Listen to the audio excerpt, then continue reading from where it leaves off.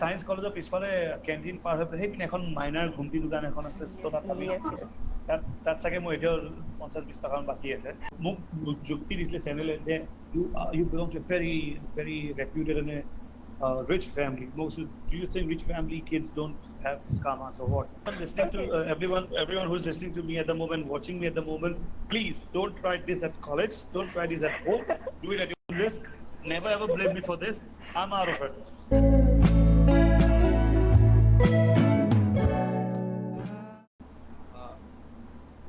পোনপ্ৰথমে সকলোকে শুভ সন্ধিয়া। মই চাইড নেকি দ্য ইকুইনক্সৰ মই co-founder হিচাপে আছিলোঁ, আৰু যেতিয়া ইকুইনক্স ফৰ্ম হৈছিলে তেতিয়া মই এজ এ co-founder হিচাপে কামখিনি আগবঢ়াই নিছিলোঁ। আৰু এতিয়া যিহেতু ইকুইনক্সৰ বিষয়ে ক'ব পৰৱৰ্তী সময়ত, গতিকে মই মোক যিহেতু ৱেলকাম স্পীচটো দিব, গতিকে মই পোনপ্ৰথমে সকলোলৈকে মই দ্য ইকুইনক্স আৱাৰৰ দ্বিতীয়টি খণ্ডটিলৈ মই সকলোকে স্বাগতম জনাইছোঁ। আজি দ্য ইকুইনক্স আৱাৰৰ আমি আমন্ত্ৰণ কৰি আনিছোঁ অসমীয়া চলচ্চিত্ৰ জগতৰ এজন উজ্জ্বল নক্ষত্ৰ, এজন প্ৰতিশ্ৰুতি সম্পন্ন, প্ৰতিভা সম্পন্ন এজন যুৱ অভিনেতা। আমি যদি চমুকৈ কওঁ তেওঁৰ বিষয়ে, নৱপ্ৰজন্মৰ হাৰ্টথ্ৰব, আমাৰ সকলোৰে চিৰপৰিচিত শ্ৰদ্ধাৰ উদয়ন দা। Thank you. জনাইছোঁ আমাৰ অনুষ্ঠানলৈ। বহুত বহুত ধন্যবাদ। পোনপ্ৰথমে উদয়ন দাৰ লগত আমি অন্তৰংগ আলাপটি আৰম্ভ কৰাৰ আগতে মই দৰ্শকসকলৰ জ্ঞাতাৰ্থে দুটামান কথা জনাব বিচাৰিছোঁ। এটা মোৰ খুবেই ব্যক্তিগত কথা, আৰু বাকীখিনি হয়তো আপোনালোকে দৰ্শকসকলে হয়তো জানেও, তাৰ ওপৰিঞ্চি মই দুটামান কথা আপোনালোকৰ জ্ঞাতাৰ্থে মই জনাব বিচাৰোঁ। ব্যক্তিগত কথাটো হৈছে, ব্যক্তিগত অনুভৱ তেনেকুৱা, ইউদিদা নামৰূপত জন্মগ্ৰহণ কৰিলেও বা নামৰূপত তেওঁ শৈশৱৰ কিছু কাল পাৰ কৰিলেও তেওঁ এজন গোলাঘাটীয়ান, তেওঁ এজন গোলাঘাটৰ বাসিন্দা হয়। Yes, গোলাঘাটীয়ান is the right word. এজন গোলাঘাটীয়ান হিচাপে আপোনাৰ লগত এটা ব্যক্তিগত নকম আত্মিক সম্বন্ধ আছে, এটা আৱেগ জড়িত হৈ আছে, আপোনালোকে আমি গৌৰৱবোধ কৰোঁ। তাৰ উপৰিঞ্চি আৰু এটা কথা মই এড কৰিব বিচাৰোঁ, আমাৰ ইয়াত আমাৰ টিমটোৰ যিসকল সদস্য আছে অধিকাংশই দেৱৰাজ মহাবিদ্যালয়ৰ প্ৰাক্তন ছাত্ৰ আৰু কিছুসকলে অধ্যয়ন কৰি আছে। গতিকে এজন দেৱৰাজ হিচাপেও আপোনাক আমি আমাৰ মাজত পাই যথেষ্ট আনন্দিত আৰু উৎফুল্লিত। আৰু দেৱৰাজেনো এটা আৱেগ থাকে, গোলাঘাটীয়ান হিচাপে এটা আৱেগ আছে আপোনাক লৈ। আপুনি ইমানবোৰ আগবাঢ়ি গৈছে চলচ্চিত্ৰ জগতখনত, আপুনি দিবলৈ সক্ষম হৈছে, তাৰ বাবে আপোনাক শুভেচ্ছা জনাইছোঁ। আৰু আগন্তুক সময়বোৰতো আপুনি এইদৰে আগবাঢ়ি যাব বুলি আমি খুবেই আশাবাদী, আৰু বহুত ভাল ভাল কাম কৰি বলিউডতো আপুনি যাতে খোপনি দিবলৈ সক্ষম হয়, আমি তাৰে বাট চেষ্টা চলাইছোঁ। ধন্যবাদ, বহুত বহুত ধন্যবাদ। আৰু এটা মই কথা ক'ব বিচাৰোঁ, আমি ইতিমধ্যে জানোৱেই তেওঁ বহুকেইখন ধাৰাবাহিকৰ লগতে জনপ্ৰিয় ধাৰাবাহিকত তেওঁ অভিনয় কৰিছে, বহুকেইখন জনপ্ৰিয় বোলছবিত তেওঁ অংশগ্ৰহণ কৰিছে, চলচ্চিত্ৰত অংশগ্ৰহণ কৰিছে, তেওঁ অভিনয় কৰিছে। চলচ্চিত্ৰ আৰু ধাৰাবাহিকৰ কথা যদি আমি ক'বলৈ যাওঁ, তেওঁ জনপ্ৰিয় ধাৰাবাহিক দামিনী, আকাশৰ ঠিকনা বিচাৰি, এইখিনি হয়তো আমি কোৱাৰ প্ৰয়োজনে নাই। আৰু যদি বোলছবিৰ কথা ক'বলৈ যাওঁ, বকুল, গেংছ অফ নৰ্থ ইষ্ট, দূৰ, যিকেইখনে অসমীয়া চলচ্চিত্ৰ জগতত ক'ৰবাত নহয় ক'ৰবাত এটা প্ৰভাৱ পেলাইছিল। আৰু বিশেষকৈ বকুলখন মই হয়তো ভাবোঁ, মানে মই পাৰ্চনেলি সকলোকে ছাজেষ্ট কৰোঁ, সকলোৱে যাতে চাই এবাৰ হ'ব, কাৰণ আমি বকুলখন চোৱাৰ প্ৰয়োজনীয়তা আছে। কাৰণ বকুলে ইউদিদাৰ জীৱনত যেনে এটা টাৰ্ণিং পইণ্টৰ সৃষ্টি কৰিছিলে হয়তো, আৰু সকলোৰে ক'ৰবাত নহয় ক'ৰবাত সেইখনে অকণমান হ'লেও প্ৰভাৱ পেলাব।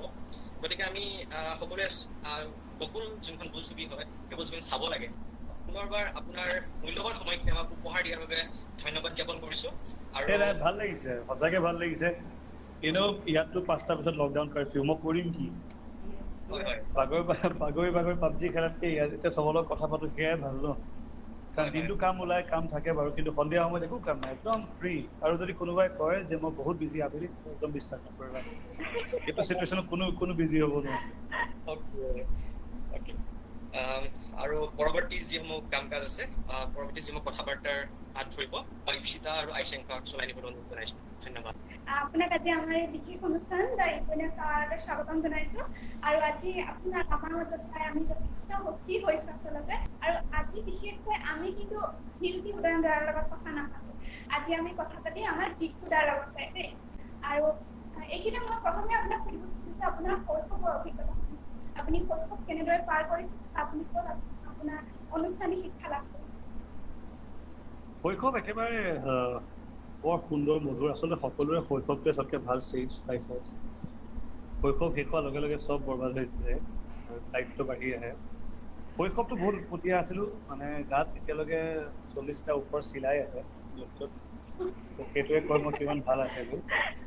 বিৰাট ভাল। আৰু মই স্কুলীয়া শিক্ষা গ্ৰহণ কৰিছিলোঁ কেন্দ্ৰীয় বিদ্যালয় নামৰূপ। মই তাতে জন্ম। মোৰ দেউতাই চাকৰি কৰিছিলে, কিন্তু দেউতাই মোৰ ঘৰ গোলাঘাটত।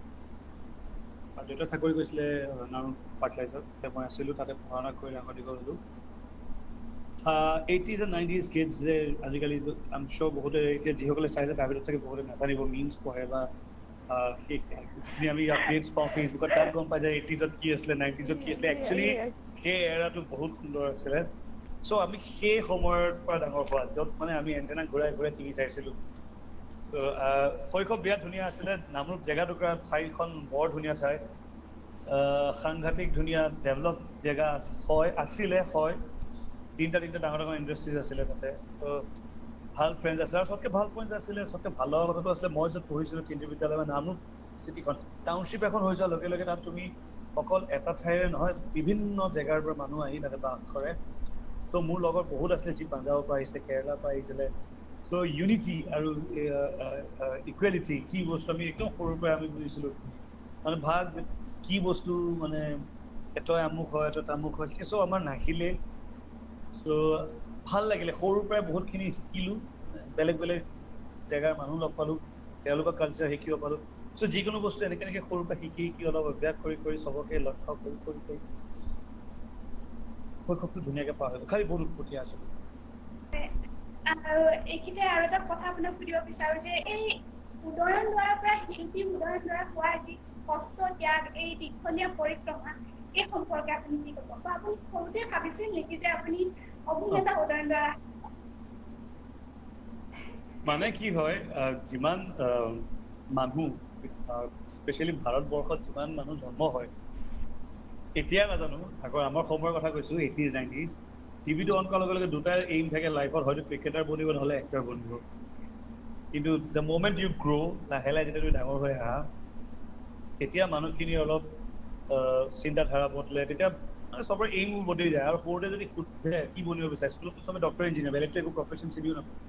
সৰুতে আমিও সেইটো কৈছোঁ, কিয় বনোগে বড়ে বনকে, বড়ে হোকে মই তো ইঞ্জিনিয়াৰ বনুগা, মই ডক্টৰ বনুগা। চ' সেইখিনি থাকে। কিন্তু সময় যেতিয়া এই লগৰখিনিয়ে মোক এইবোৰ উত্তৰ দিছিলে, মই আমুক বনিম, মই চুচু চামাকে পিছফালে বহি পেলাই মই এক্টৰ বনিম। পিপলি আৰু মোৰ স্কুলৰ লগৰখিনি হাঁহি দিলে, তেতিয়া কি কথা কৈছে, এক্টৰ হ'লে ধুনীয়া হ'ব লাগিব, দেখা ডাঙৰ দীঘল বডি চডি হ'ব লাগিব। চ' সেই সৰুৰ পৰাই পোক এটা আছিলে, যিটো অভিনয়। আৰু খুব অভিনয় কৰাৰ হেঁপাহ ইচ্ছা আছিলে। স্কুলত যেতিয়া প্লেজবোৰ হয়, নাটকবোৰ হয়, মই গৈ ছাৰহঁতক কওঁ, ছাৰ মোক এইটো নাটক কৰিব দিয়ক। বহুত বায়াছ আছিলে স্কুলৰ টিচাৰ্ছবোৰ এটা টাইমত, যি পঢ়াত ভাল তাহাঁতক ভাল ৰোলবোৰ দিয়ে, আৰু মোৰ নিচিনা যিখিনি বহুত বেয়া পঢ়াত, তাহাঁতক মানে কি কৰে, সেই ডাইলগ নাথাকে, দুৱাৰৰখীয়া বা তোমাৰ আহি পেলাই ৰজা আহিছে হাজিৰ হো, আমুক তামুক চিঞৰে যে, সেইবোৰ দিয়ে। বা গছ, এবাৰতো মোক গছ বনাইছে, মোৰ লগৰটো পাথৰ বনাইছিলে। আমি ৰামায়ণখন কৰিছিলোঁ, তাত দুখ লাগিছে, ভাবাচোন মই গছ বনি ৰখি আছোঁ, লগৰটো পাথৰ, মইতো কমচে কম থিয় হৈ আছোঁ, সি বহি আছে এনেকে পাথৰ বনি। বায়েচ আছিল আৰু কি কৰিবা। তাৰ পিছৰ পৰা ডাঙৰ হ'লো, এইম সলনি হ'ল, কি কৰিম, এইমলেছ। অনেষ্টলি মই ভাবোঁ আজি আমাৰ মাজত যিসকলে চাই আছে, বহুতৰ মাজত কিবা এটা ভিতৰত লুকাই থাকে, কিন্তু এইটো ওলাই নাহে বা নাভাবে যে এইটোৱে কৰোঁ নেকি। আৰু সেইটো যেতিয়ালৈকে নাভাবে, তেতিয়ালৈকে মানুহ একদম এইমলেছ হৈ থাকে। মই লাইফত সঁচাই কৈছোঁ, মই আধা লাইফটো এইমলেছ গ'ল। কি কৰিম, মই জব ট্ৰাই কৰিলোঁ, মই নিজৰ বিজনেছ ষ্টাৰ্ট কৰিলোঁ, মই কৰ্পৰেটছ কৰিলোঁগৈ, মই মুম্বাইত ছেটেল হ'লোগৈ। তাৰ পৰা ঘূৰি আহি অসমত এক্টৰ বনি গ'ল, কাৰণ কেলৈ মই নাজানো যে মোৰ লিখা আছে চাগে, সৰুৰ পৰা সেইটো আছিলে। So' I have tried many works in life, in total. মই কি কৰা নাই এনেকুৱা type.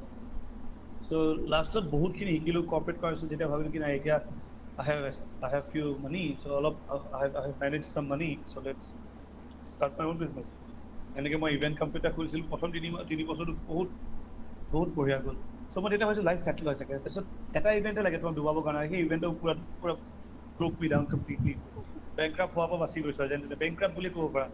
So' way back in 2011-12, I had a loss of around 15 to 16 lakhs rupees তেতিয়াই। চ' মোৰ কাৰণে এইটো এতিয়াও বহুত ডাঙৰ পইচা, তেতিয়াতো আৰু ডাঙৰ আছিল। চ' নাই তেতিয়া মই কি কৰিম, মই মাক ফোন কৰিছোঁ, মা কান্দিছোঁ, মা গুচি আহ। কেতিয়াও অহা প্লান নাছিলে ঘূৰি, মায়ে কোৱাৰ লগে লগে ঘূৰি গুচি আহিলোঁ হয়, কৰিম কি। চ' ইয়াতে গুৱাহাটীতে এটা শ্ব'ৰুম আছে, মাৰুতি চুজুকি, পদ্দাৰ কাৰ ৱৰ্ল্ড বুলি। তাতে মোৰ কাজিন এগৰাকী, মোৰ ৱাইফৰ কাজিন ৰেফাৰ কৰিলে মোক। তাৰে corporate manager হিচাপে জবত ৰাখিল। I never wanted to be into with car selling business, কাৰণ সেইটো মই একেবাৰে বেয়া। So মই সেনেকুৱা টিম লিড কৰি আছিলো, আৰু অফিচত কি হয় যেতিয়া তোমাক এটা মেনেজাৰেল পোষ্ট দিয়ে, চব মানে কি হৈছে তলত ঠেলিব বিচাৰে, আৰু মই অফিচত বহি বৰ পাওঁ। অফিচত বহি থাকিলে মানে এই ক'ত বহি আছে এনেকুৱা বৰ মাখি মাৰি থকা নিচিনা লাগে। মই গোটেই টিমটোৰ লগত ওলাই যাওঁ, অনেষ্টলি কৈছোঁ, গোটেই টিমটোৰ লগত ওলাই যাওঁ। তাহাঁতক মই গৈ পেলাই আমি ক'ত পাবত বহোঁ, ক'ত ৰেষ্টুৰেণ্টত বহোঁ, তাহাঁতক বোলো মাহৰ শেষত 5খন গাড়ী ওলাব পাৰিবি নাই? পাৰিম, বাদ দে কাম কৰ, যি কৰ কৰি থাক, মাহৰ শেষত 5খন গাড়ী দিবি, এতিয়া ব'ল ফূৰ্তি বিশ্বাস কৰা আমি 20-25 দিন অকল ঘূৰি ফুৰোঁ। এটা তাহাঁতি ভিতৰে যিখিনি কৰিবলৈ কৈ থাকে, বাকী একো প্ৰেছাৰ নাই। মাহৰ শেষত সিহঁতি গাড়ী 5খনত বিকি দিয়ে। চ' I was thinking to myself, is that really a job I need to do or I want to do? তেনেকুৱাতে মোৰ কলিগ আছিলে প্ৰাণদীপ হাজৰিকা বুলি, তেওঁ চেলছ মেনেজাৰ আছিলে, চেলছ নহয়, তেওঁ এছিষ্টেণ্ট চেলছ মেনেজাৰ নেকি আছিলে, SM আছিলে।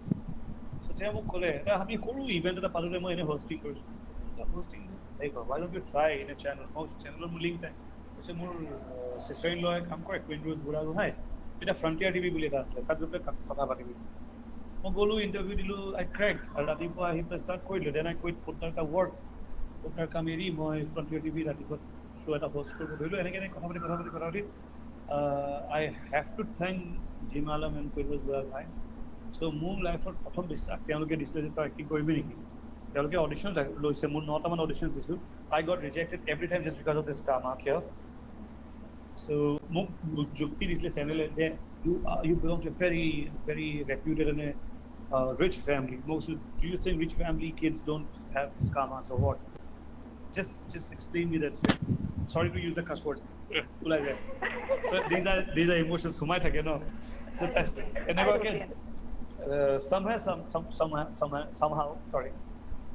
somehow মই সেই ৰোলটো পালোঁ। তাৰ পাছত I put my heart and soul, prove myself.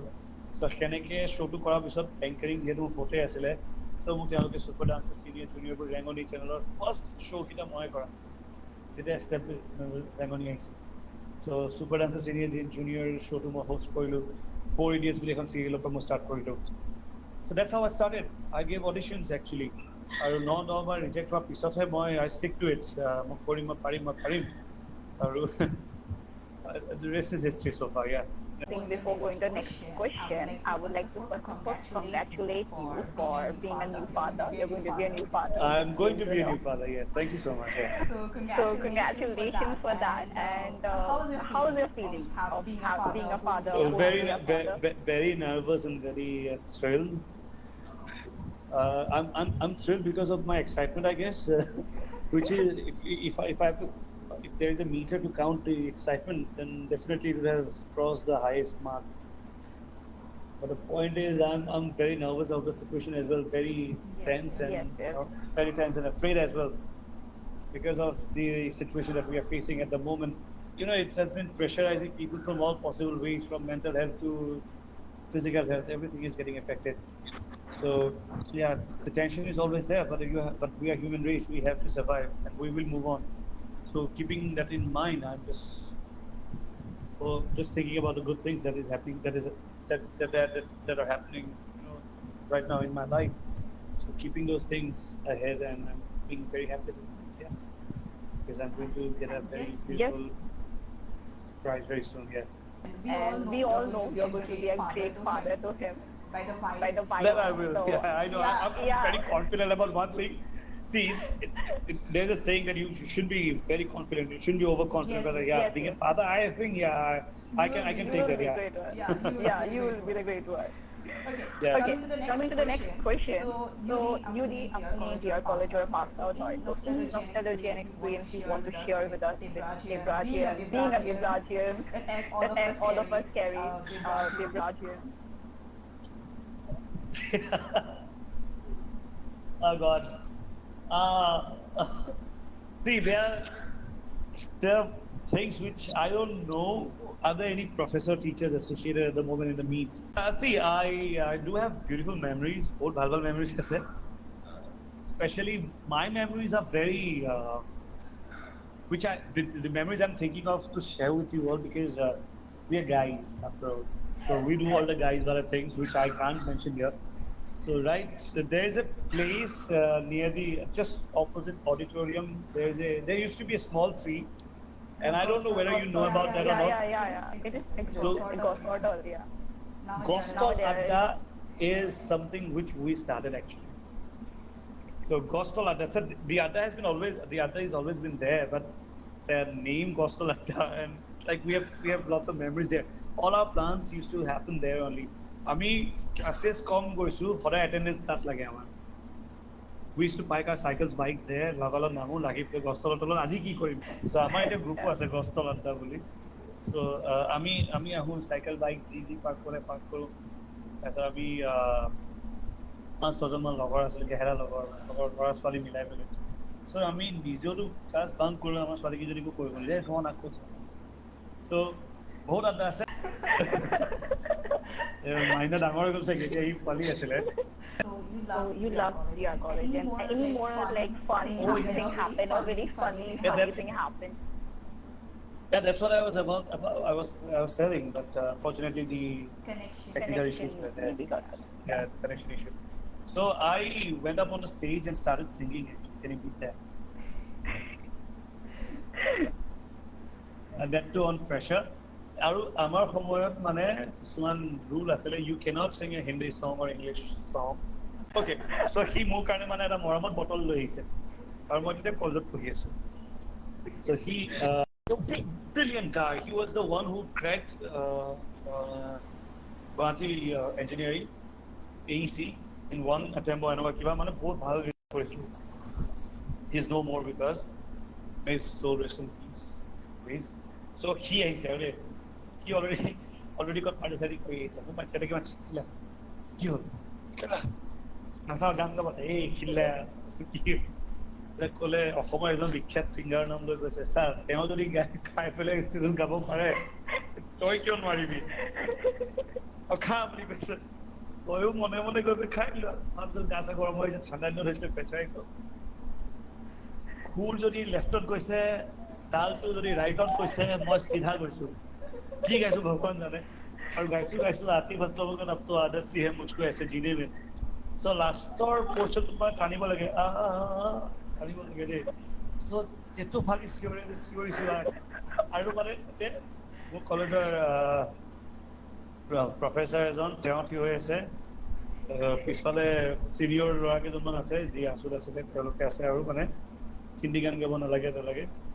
মইতো হিন্দী গান গাই আছো, দীনেশ গগৈ ছাৰক তোমালোকে পাইছা নাজানো. Yes, we know. তেওঁ ষ্টেজলৈ উঠি আহিছে, মোক ধৰিছে এইখিলে অসমীয়া গান না হিন্দী গান নাগাবি, অসমীয়া গান গা. মাইকটো এনেকে লুকুৱাই আছো, তেওঁ গালি পাৰিছে, মই ঘূৰি আছো মাইকটোলৈ, মই মানে ৰখা নাই গান গাবলৈ, মই গান গাই আছো. আৰু suppose this is the mic, I'm holding the mic so that when he speak nobody should listen to what he is saying. So মই মাইকটো কভাৰ কৰি নিজে গান গাই এনেকে ঘূৰি গানটো গালো, আৰু আমি নৰখিলো, গোটেই হিন্দী গানটো গালো. তাৰপিছত গানটো গাই আমি ভাবিছো অডিয়েন্স এতিয়া চকীটো দলিয়াই দিব, জোচত একদম টি চাৰ্ট ফালি দিব, বাজু আগলৈ যে ৱাও কি performance. Pin drop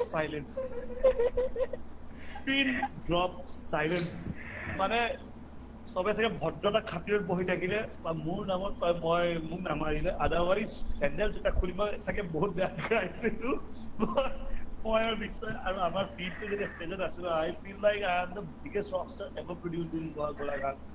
Nobody can beat me. So মই তাৰপিছত লাহেকে মিনিটটো ক্লিয়াৰ চাইছো, তাৰপৰা সেই ফ্ৰেচাৰ্ছত ঢেৰ ঘটনা ঘটি গৈছে, মোক কৈ আছো. গানটো আছিলে মুঝে মস্ত মাহৌল মে জিনে দো, মুঝে মস্ত মাহৌল মে